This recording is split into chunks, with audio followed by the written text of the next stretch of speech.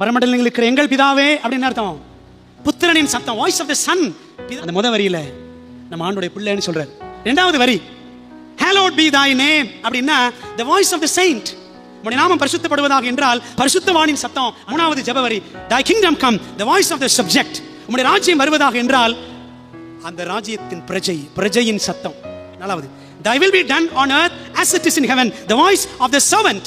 பரத்தில் உம்முடைய சித்தம் செய்யப்படுவது போல் பூமியிலும் செய்யப்படுவதாகன்னா ஆண்டவரே உம்முடைய சித்தம் ஆண்டவரே, நாமுடைய வேலைக்காரன். புரியுதா உங்களுக்கு? பணியாளின் சத்தம். அந்த மாதிரி நம்ம ஒப்பு கொடுக்கணும் ஜெபத்தில்.